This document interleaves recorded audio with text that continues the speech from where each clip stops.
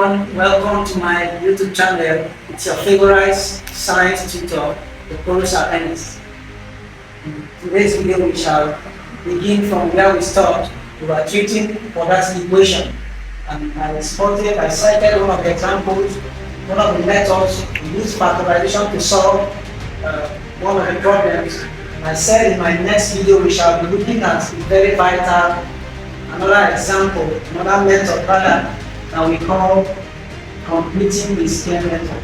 So how we solve quadratic equation using completing the square method.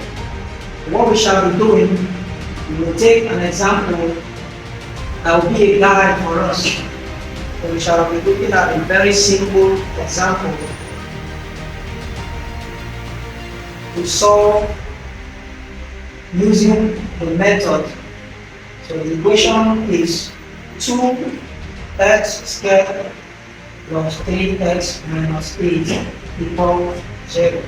Now the completing the square method is basically used when the equation cannot be factorized. And I can solve the equation using factorization. That means when I can't have a real root in the equation, I switch to the use of other methods, more especially the completing the square method, except otherwise stated. So how do we go about this? In using completing the square method, so I have my equation. The coefficient of x squared we know is 2. 2x squared plus 3x minus 8 equals 0.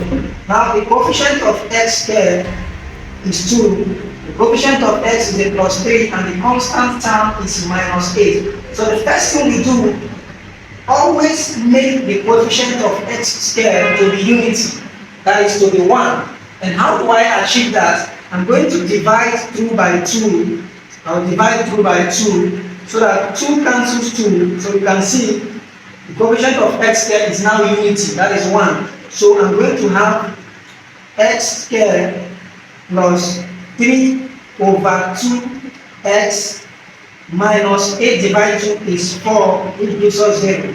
So this is the starting point in this method. Now the next step, step 2, is to move the constant term to the right. The constant term in this case is minus 4. So I'm moving it to the other side. So I'm going to get x squared plus 3 over 2x, moving to the right, it becomes a plus 4. The next step, which is step 3, I'm going to take half the coefficient of x. I'll take half the coefficient of x.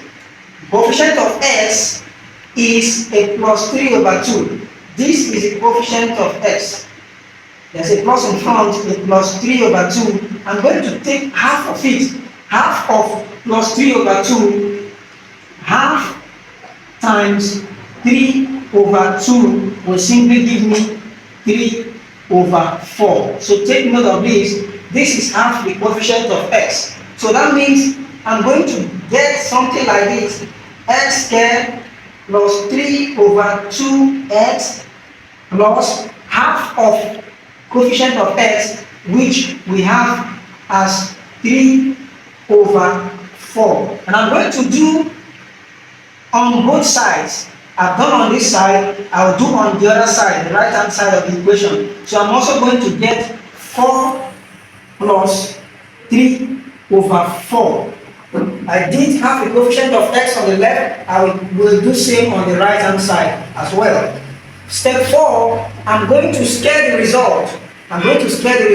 So what it actually means is, after I have done this, I'm going to scale the result by doing x squared plus 3 over 2x plus 3 over 4 all squared is equal to 4 plus 3 over 4 all squared. I'm scaling both sides. At the end of the day, step 5, I'm going to simplify the right hand side of the equation. But first of all, I'll bring down my equation by saying x squared plus 3 over 2x plus 3 over 4 all square, which is going to give me 4 plus 3 square means 3 times 3, which is 9.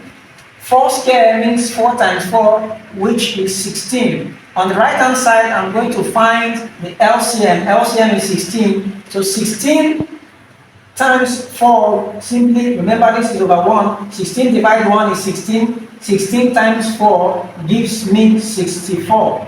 16 divided 16 is 1. 1 times 9 gives me 9. At the end of the day, on the right hand side, I'm going to be having 64 plus 9, which is about 73 over 16. That takes care of the right hand side. So let's bring our equation. So I have x squared plus 3 over 2x plus 3 over 4 all square is equal to 73 over 16. Now, if you look at the left hand side of this equation, you notice that we have a perfect square.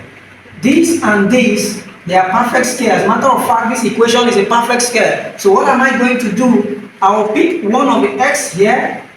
I have a plus here. I pick one of the 3 over 4. And then since both of them carries a square, I'm going to enclose them in brackets. So if I expand this equation, I'm going to get back this. So equating equals 73 over 16. The next step is to square root both sides. That is should we call it a step 5 or step 6? Before the end of the class, I'm going to list all the steps that is required for you to solve using completing the square. So we have square rooting both sides of the equation. What does it mean? It means I'm going to introduce a square root sign on both sides. What does it do? The square root sign removes this square. So we are left with x plus 3 over 4. The square is gone, is equal to, and then this introduces a plus and minus sign, and that gives us a root 73 divided by the root of 16 is a 4, whole number 4. So in continuation from here, I'm going to make x the subject of the relation. So x will be equal to plus 3 over 4 moves over, becomes minus 3 over 4 plus minus square root of 73 divided by 4. So that will give us minus 3 over 4 plus minus the square root of 73 will give us 8.5. For confirmation, let's see, square root of 73, we have 8.54. So we have 8.54 divided by 4. So you can see the denominators are the same, so we pick 1. So x is equal to minus 3 plus, minus 3 plus 8.54 divided by 4, or minus 3 minus 8.54 divided by 4. You're supposed to get 2 answers. At the end of the day, we have x to be equal to, let's see from our calculation.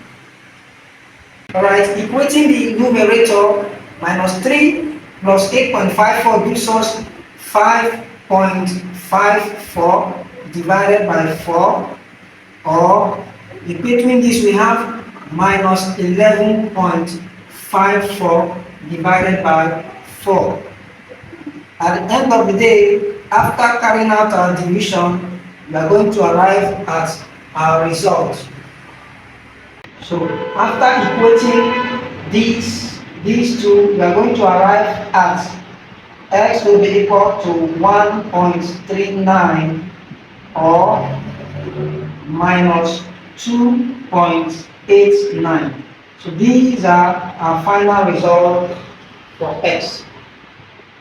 So this is clear and understood by everyone.